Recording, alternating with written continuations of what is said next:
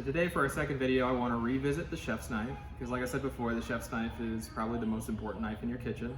It's the knife that you're going to reach for 95% of the time, anytime you have a kitchen task to do. So first I want to go over some terminology that's going to be important when we talk about the differences between chef's knives. So I want to kind of show you the anatomy of a chef's knife. So this obviously is the point. This is the part we call the heel. So the opposite end of the blade from the point is the heel. This piece of metal where your finger rests is called a bolster, and that's going to be very important when we talk about the differences between knives, is the bolster. The back of the knife here is called the spine. The piece of metal that you can see running all the way down through the handle is the tang. Not all knives have a full tang, and not all knives have a visible tang like this one, but this one happens to have what's called a full tang, which is a tang that runs all the way through the end of the handle. And this is a riveted handle, so you can see that the handle is attached to the tang by these rivets here, so we have 3 rivets. So that's just some of the terms that you'll need to understand when we talk about a chef's knife. Now I want to talk about the difference in construction between chef's knives. So there's 2 main processes by which chef's knives are made, and that is forged knives and stamped knives. So let's talk about stamped knives first. So stamped knives are made when a large sheet of steel is punched into blanks for the blade. It's a less expensive process than forging a knife. It often uses a little bit softer steel, so stamped knives may not have quite the edge retention that a forged knife will. But the advantages of a stamped knife, like this one, are that they are much less expensive than a forged knife, and they can still offer excellent quality. So this is the Victorinox Fibrox. This one sells, I believe, for $45. And this is, for many years, this has been America's Test Kitchen's #1 rated chef's knife.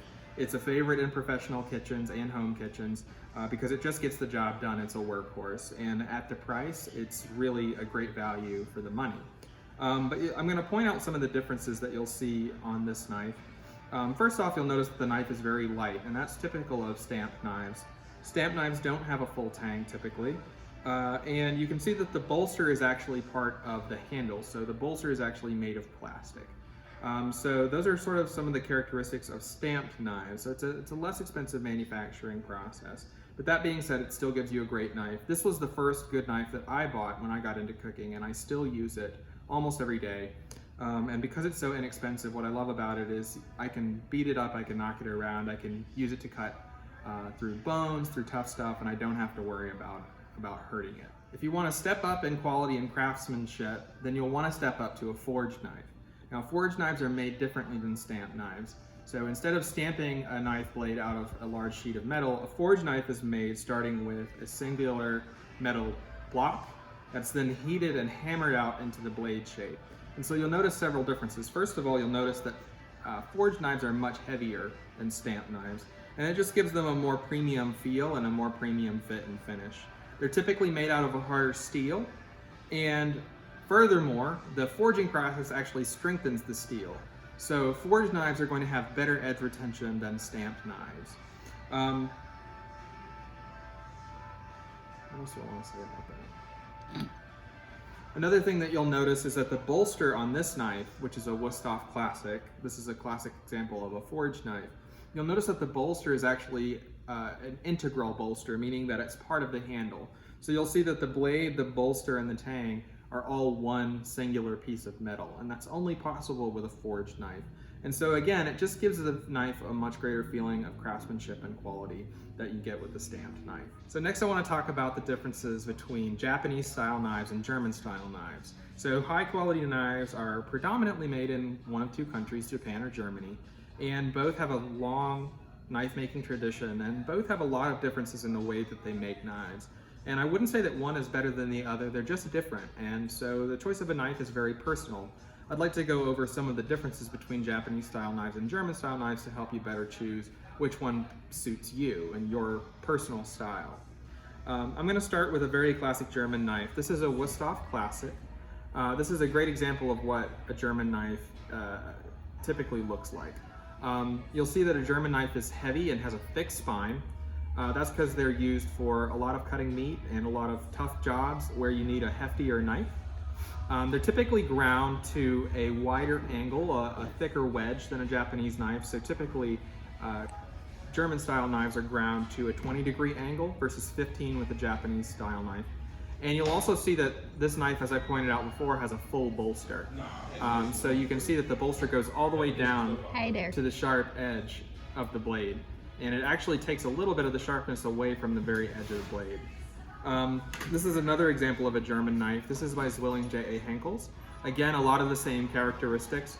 You'll see that the bolster design is a little bit different, so Henckels knives have this curved bolster, which some people find very comfortable. Next, I want to move on to a Japanese knife. So you'll immediately notice some major differences between German-style knives and Japanese-style knives. The first is that they're much, much thinner. So you can see this is a knife by Shun. Shun is one of our Japanese manufacturers. I'm going to show you all the Japanese manufacturers that we carry, but this is a very typical Japanese chef's knife, and you'll notice that compared to the Wusthof, the spine is probably less than half the thickness, and that's very typical of a Japanese knife. Japanese knives are used traditionally for very fine, delicate tasks.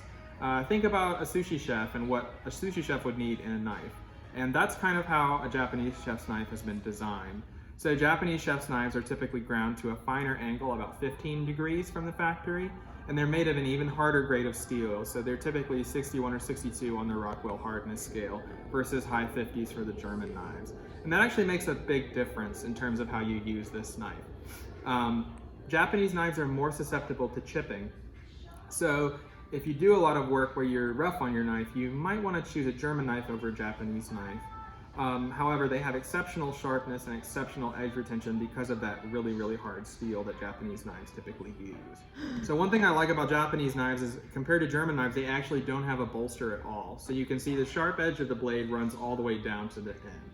And for me, this is actually very comfortable. I prefer a knife without a bolster. And if you look at it compared to a Wusthof, where you have this big, thick, heavy bolster, it's actually quite a big difference.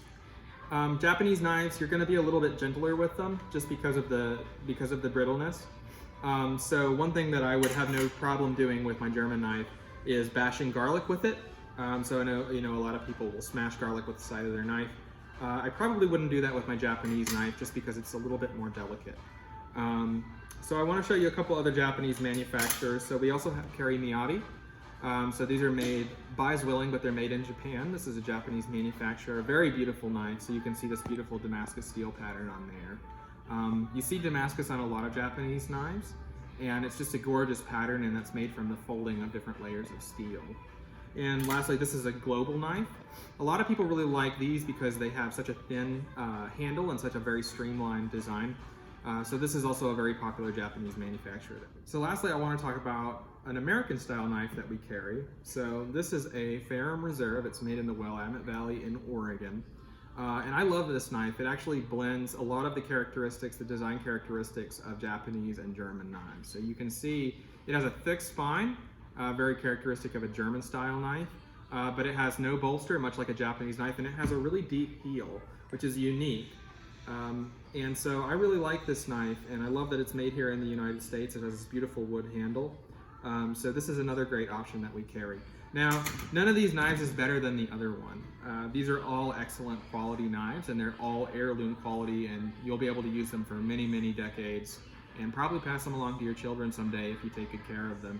So ultimately, what you choose is up to you, and it's a very personal choice. So every chef finds different things in a knife that they like. So I would encourage you, if you're in the market for a new knife, use the knowledge of the differences between Japanese and German knives and all of our different brands, but also come in and try out some knives. Hold them in your hand before you make a commitment, because the choice of a knife is very personal.